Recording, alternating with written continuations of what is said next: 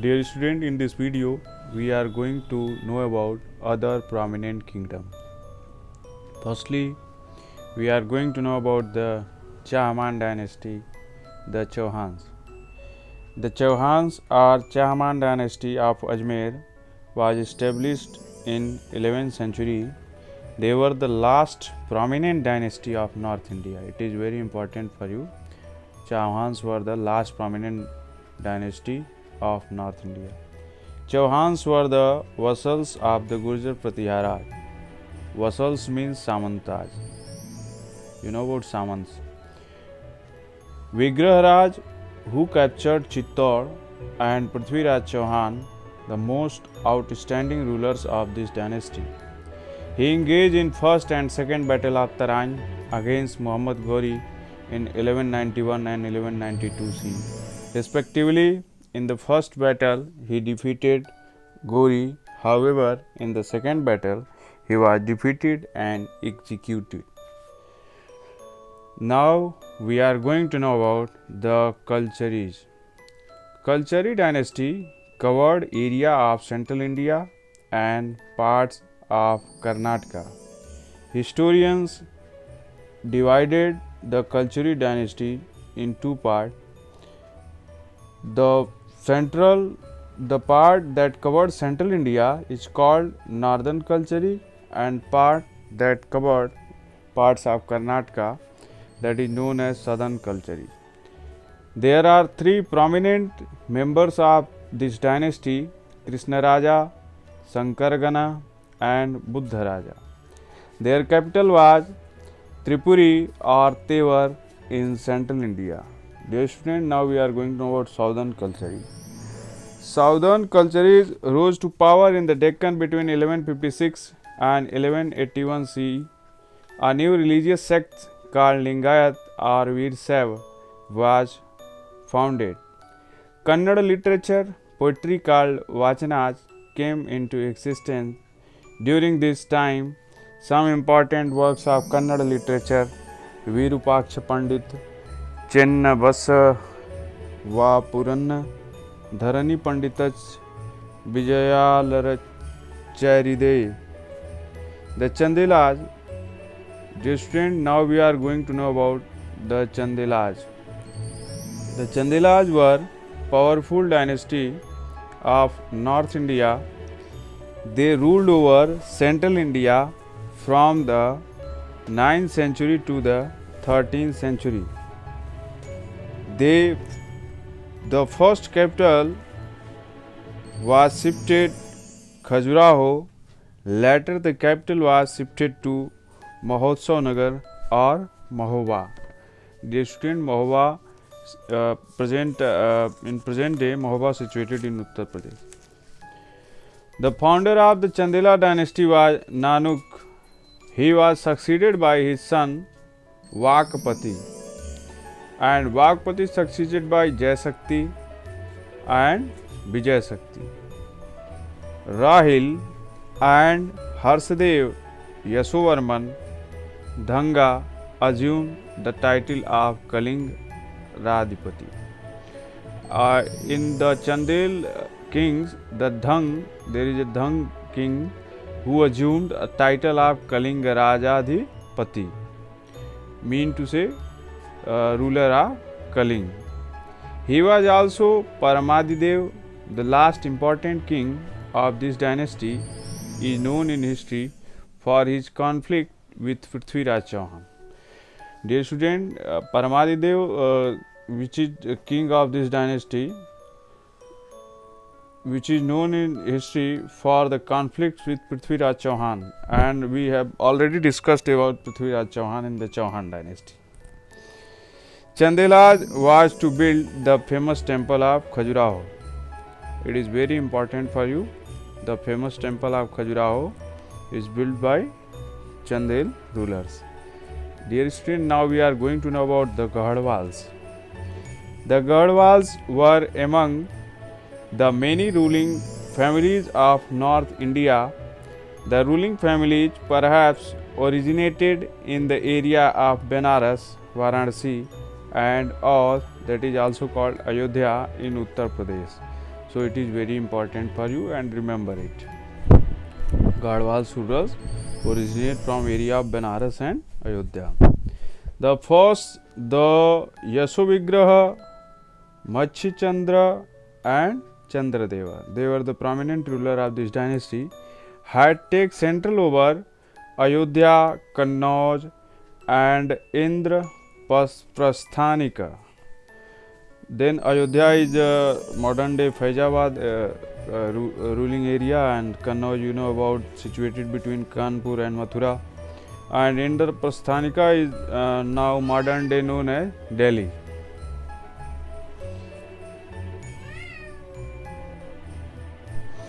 Dear student, it is very important for you, so listen carefully. Jayachandra, who ruled Uttar Pradesh and parts of Bihar, after defeating Prithviraj Chauhan, Muhammad Ghori also defeated Jayachandra in the Battle of Chandavar. So the Battle of Chandavar is very important for you.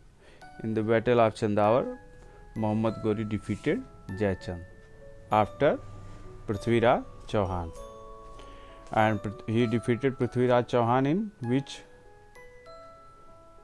battle? So he defeated Prithviraj Chauhan in the second battle of Tarain, that was fought in 1192 C. Dear student, now we are going to know about the Hindu Shahi dynasty. After declination of Kushanas, dear student, Kushanas were the Kushana dynasty is a dynasty belong from the ancient history. In the 3rd century, developed in area of Kabulistan and the old province of Afghanistan. This dynasty, Hindu Shahi dynasty, established in the area of Kabulistan, which is the old province of Afghanistan. The kingdom known as Kabul Shahi between 505 and 879 CE, when they shifted their capital Kapisa and Kabul. They were known as Hindu Shahi dynasty. It is very important for you. Then the Kabul Shahi dynasty is also known as Hindu Shahi dynasty. Jayapala, Anandapala, Trilochanpala and Bhimpala were the prominent ruler of this dynasty. It is very important for you. Last and most important ruler of this dynasty was Bhimpala. In the Battle of Kutch, Anandapala's forces fought bravely against Muhammad Ghazni. He signed a treaty with the Ghaznavid Empire. Muhammad Ghazni was an foreign attackers who came from Ghazni. In 1010 CE and passed away soon. And after they signed this treaty, he passed away. His son Trilochanpal, the son of Anandapala, rebelled against Mahmud Ghaznavi. After next successor of Anandapal was Trilochanpal, and he also rebelled against Muhammad Ghaznavi. Prince Bhimpal, son of Trilochanpal, he was referred to Udbi. Udbi was an eminent Ghaznavi chronicler, fearless. He also described in Udbi, he was fearless. His death 1026 CE marked at the declination of empire. And dear student, now we are going to know about village and town administration. The village served as the basic unit of administration. Village headman known as the Gramapati. Dear student, now we are going to know about military organizations. The armed forces had an important role in expansions of the empire. On that time, in armed forces, there are important forces were cavalry, infantry and elephant. Now we are going to know about social life. Caste system was the basis of social life. Sati and child marriage are practiced, polygamy was also common. Polygamy was also common. Now we are going to know about economy. Agriculture was the major occupation of people. The main items of export were spices, textiles, and precious stones. Dear student, now we are going to know about the kingdom of the south, the Cholas. The Cholas ruled in South India between 800 and 1200 CE. The founder of the empire was Vijayalaya. Vijayalaya built the capital town of Thanjavur. It is very important for you. Who was the founder of Chola dynasty? Then answer is Vijayalaya. And who founded the capital town Thanjavur? Then your answer is also Vijayalaya. A beautiful city of temple, and Thanjavur is also known as the beautiful city of temple. Famous king of Chola dynasty were Rajaraja Chola first. The time period of this ruler is 985 CE to 1014 CE, and next ruler is Rajendra Chola first. Now we are going to know about Rajaraja Chola. Rajaraja Chola defeated Cheras and Pandyas and invaded Sri Lanka. It is very important for you. He defeated Cheras, Pandyas and invaded Sri Lanka. Rajendra Chola first. Now we are going to know about another important king of Chola dynasty, Rajendra Chola first, defeated Chalukyas. It is very important for you. Chalukyas, they were the parallel rulers of like Harshvardhan, Chalukyas, Pandya, Chola, Cheras and also Rashtrakutas.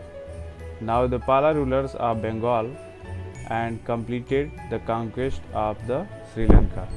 He also defeated the Pala rulers of Bengal and he completed the conquest of Sri Lanka, which is started by his father, Rajaraja Chola. Rajendra first assumed title of Gangaikonda Cholapuram. It is very important for you, and remember it. Rajendra first assumed title of Gangaikonda Cholapuram, which means conqueror of Ganga plain. He also conquered Malay Peninsula and Sumatra. It is also important for you. He also conquered Malay Peninsula, that is also known as in this time Malaysia. You know about Malaysia and Indonesia? On that time this is also known as Malay Peninsula and Sumatra. The Chola administration. Now dear student, now we are going to know about the Chola administration. In Chola administration, king was the head of administration assisted by a council of ministers. So the Chola administration is presided by king and assisted by a council of ministers. The empires was divided into mandalams, that is also called provinces, and mandalams were divided into Vallanadu. And Vallanadu means district. And Vallanadus are also divided into Nadu. Nadu means district. Nadu means village. Dear student, now we are going to know about village administration, and it is very important for you. The Chola had a well developed system of local self government. The Ur or the Sabha or Mahasabha were the two assemblies. It is very important for you what is the Ur and what is the Sabha and what is Mahasabha. For the two assemblies, inscriptions tell us that Ur was a general assembly of all classes of people. Ur was a general assembly of all classes of people who owned land within the village. In contrast, the Sabha was an assembly found in villages where Brahmins owned all lands as Brahmadiya grants. As the Chola rulers granted land to a large number of Brahmin settlement emerged in the Chola Empire. Parantaka's inscriptions found inside the temple of Uttarameru describe the functioning of Sabha. It operated through committees. It had different committees to look after various species of local administration, including temple, garden, irrigation, assessment of land revenue, maintenance of law and order, etc. It's clear, everybody? Now we are going to know about the economy. The Chola promoted both inland overseas trade and commerce. The Coromandel coast and Malabar coast served as the center of India's trade with Southeast Asia. To fix the government share and land revenue, an elaborate land survey was carried out. Land survey is carried out for the fixing land revenue. Taxes were also collected from tools on trade, professionals and from the plunders of neighboring territories. Dear students, now we are going to know about temples. The Chola rulers built many large temples which were center of cultural life. Besides being spiritual centers, they also served as place of other activities such as ceremonial dances performed by the Devadasis. The temple was miniature city of place with living rooms of priests. The temples usually enjoyed revenue-free grants and donations from the wealthy merchants. The style of temple architecture was known as Dravida, as it was confined to South India. The building of story upon story above the chief deity room called Garbhagriha was the main features of the Dravida style of temple building. Dear students, Dravida style of temple building. In the Dravida style of temple building, the above the Garbhagriha, the very long structure story by story, it is the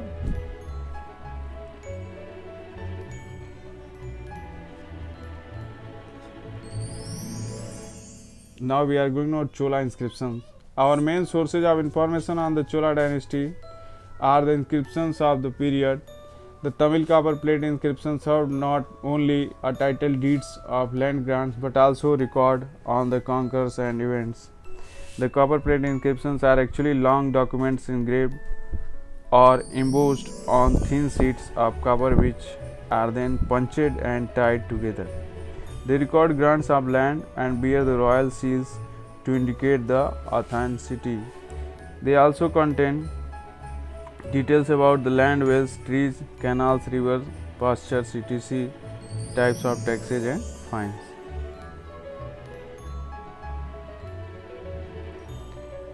Now we are going to know about inscriptions on stones. These inscriptions shed light on the socio-economic life of the medieval period. Some of them also showed the royal seals of the dynasty masons and sometimes found these inscriptions. The inscriptions we read here tells us about the conquest of the king Rajaraja and the Chola dynasty and the gifts made to the temple. Systematic way of giving donation informs us about the organizational capabilities of the rulers. Name of officers like those who collected revenue, managed the temple, added the advice. The king are also mentioned in the inscriptions. Land grants were given to Brahmins either individually or collectively. Now we are going to know about language and literature. The Chola rulers patronized art and literature during the period of their reign. Popular saints called Nayanars and Alavars, who were devotees of Shiva and Vishnu, respectively flourished in Tamil region between the 6th and 9th century. The age of Kamban is considered as the golden age of Tamil literature, and his Ramayana is considered a classic in Tamil literature. It is very important for you. Kamban wrote a Ramayana in Tamil language. Now, dear student, we are going to know about spearheads of Turkish Ismail, Ghaznavi and Ghori. Muhammad of Ghazni, also called Mahmud Ghaznavi, was a Turkish conqueror who established his empire in Ghazni, present-day Afghanistan. As part of his expansionist policy, he raided India 17 times between 1001 and 1027 CE at places like Punjab, Mathura, Multan and Thaneswar. His most daring raids were at Kannauj in 1018 CE and Somnath in 1025 CE. He planned his attack carefully and did not allow his enemies to combine against him. Ghazni did not wish to rule over India. He plundered India and carried away wealth, artisans and learned men. He was closely associated with the rebirth of Iranian culture. He decorated places, mosques and tombs in Ghazni. Many scholars reside at his court, among them Firdausi, the author of Shahnama, was the most famous. Mahmud's attacks were devastating in nature as they show the weakness of the existing kingdom and paved the way for future invasions. He died in 1030 CE at Ghazni. Muhammad Ghori Muizuddin Muhammad bin Sam, also known as Shihabuddin Muhammad Ghori, ascended the throne of Ghazni in 1173 CE. He conquered Multan and Uch. Multan and Uch, they were situated in Pakistan, modern day. In route of Delhi and the Gangetic Valley, the Mid Punjab is based. Around this time, Prithviraj Chauhan ascended the throne of Ajmer, defeated the Chandels and occupied Delhi.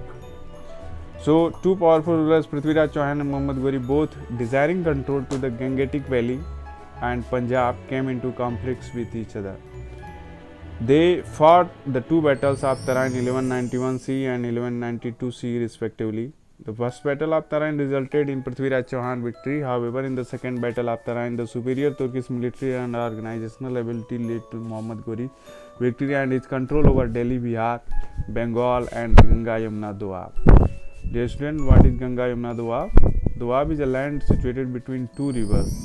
Ab is a Arabic word which means water. After the battles of Tarain, Muhammad Ghori returned to Ghazni, leaving the control of his Indian territory in the hand of his trusted slave Qutbuddin Aibak.